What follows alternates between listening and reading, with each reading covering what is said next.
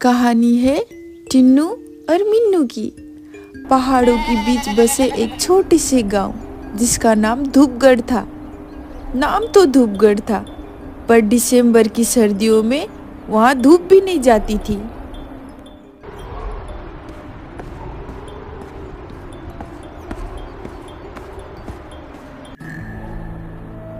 घरों की छतों पर बर्फ जमी रहती थी, पेड़ों से धुआं निकलता था और हवा इतनी ठंडी कि सांसें भी ठंडी लगे।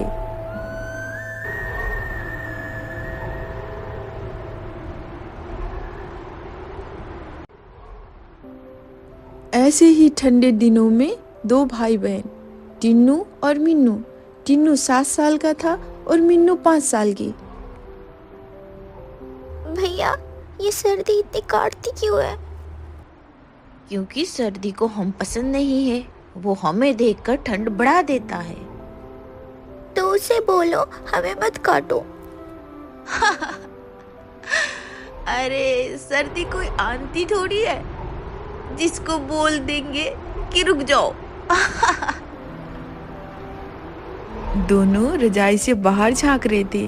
खिड़की में पूरी तरीके से बर्फ जम चुकी थी और माँ रसोई में चूल्हा जला रही थी। अरे ओ टिन्नू मिन्नू, उठ जाओ, ठंड में चूल्हे के पास आके बैठ जाओ।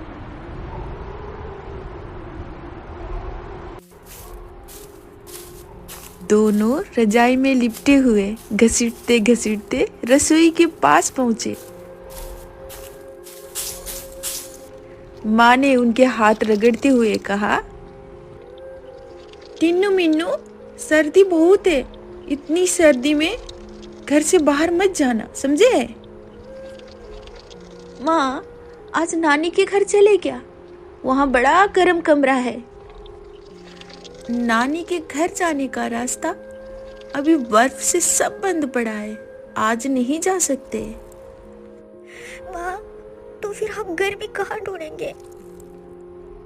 टिन्नू मिन्नू, घर में ढूंढने नहीं, गरम चाय पीने बैठो। मुझे चाय नहीं पीनी, चाय कड़वी होती है। तो दूध डालकर चाय को धोखा दे दो, चाय मीठी हो जाएगी। सच में?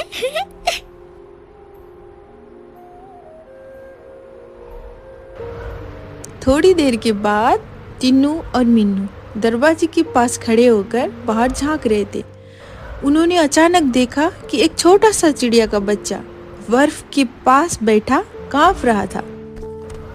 मिन्नू भागकर चिड़िया के पास गई।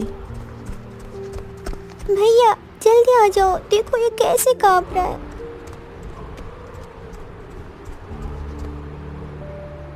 वो डरेगा नहीं भैया, उठा लो, नहीं तो मर जाएगा। ठीक है, उठा रहा हूँ, लेकिन धीरे से उठाना पड़ेगा। छोटा सा पंछी बिल्कुल ठंड से सख्त हो चुका था। टिन्नू और मिन्नू ने उसे अपने साथ घर के अंदर ले गए।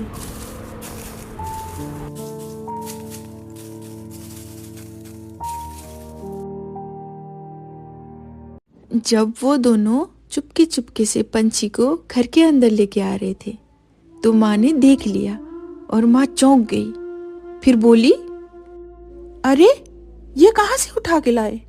माँ, ये बहुत ठंडा हो गया था, बर्फ में मर जाता तो। अरे बेटा, रोने की जरूरत नहीं है, चलो दो इधर मुझे, मैं कपड़े का घोंसला बनाकर हल्की सी गर्मी में रख देती हूँ ताकि जल्दी ठीक हो जाए। माँ, अब नाराज तो नहीं हो?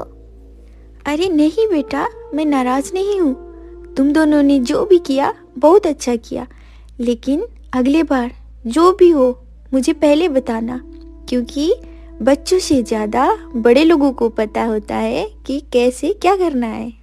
ठीक है माँ, अगले बार से जो भी होगा पहले तुरंत आपको बताएंगे, पर अभी हम लोग सुपर हीरो है ना? हाँ, और मैं टीम की कप्तान। अरे कप्तान तो मैं हूँ। नहीं, मैं ही हूँ कप्तान। माँ, आप बता दो ना कौन है कैप्टन? हाँ, माँ ही बताएंगी कौन है कैप्टन। बताओ माँ, बताओ। मैं हूँ ना। अरे अरे अरे टिन्नू और मिन्नू, तुम दोनों मेरे लिए कप्तान हो, क्योंकि तुम दोनों की दिल साफ है, और जिसका भी मन साफ होता है वो दुनिया के सबसे अच्छा इंसान होता है। अगले कुछ घंटे के बाद चिड़िया ने आंखें खोली। मीनू उसी के पास बैठकर देख रही थी। मीनू खुशी से उछल पड़ी और चिल्लाने लगी। भैया भैया, ये देखो, ये हिल रहा है, लगता है इसको होश आ गया। हाँ माँ, हमने इसे बचा लिया, देखो ये आंखें खोल रहा है। हाँ हाँ बेटा, मैंने देख लिया। देखा, प्यार और गर्मी कितने काम आते हैं। हाय चिड़िया रानी, मेरा नाम मिन्नू है और डरना मत, मैं तुम्हारी दोस्त हूँ। जब गर्मी हो जाएगी हम इसे उड़ना भी सिखाएंगे। कुछ दिनों के बाद थोड़ी सी धूप निकली। टीनू बोला, चल मीनू, आज तो धूप निकला है, चिड़िया को बाहर लेके चले। उन दोनों ने चिड़िया को सावधानी के साथ बाहर लेके गए।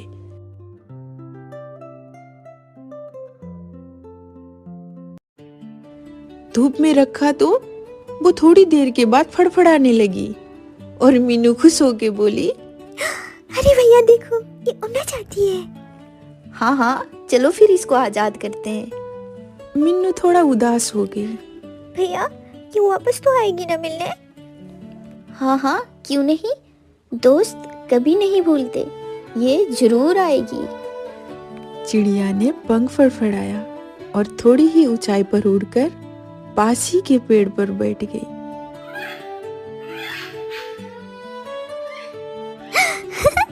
देखो भैया, ये हमें धन्यवाद बोल रही है। हाँ, ये कह रही है थैंक यू रेस्क्यू टीम। चिड़िया तो उड़ गई थी, मगर दोनों के छोटे से दिल में बड़ी सी गर्माहट छोड़ गई थी। उस दिन टीनू और मीनू ने समझ लिया, ठंड सिर्फ मौसम में नहीं होती, दिल में भी हो सकती है, और दिल की ठंड सिर्फ प्यार से पिघलता है।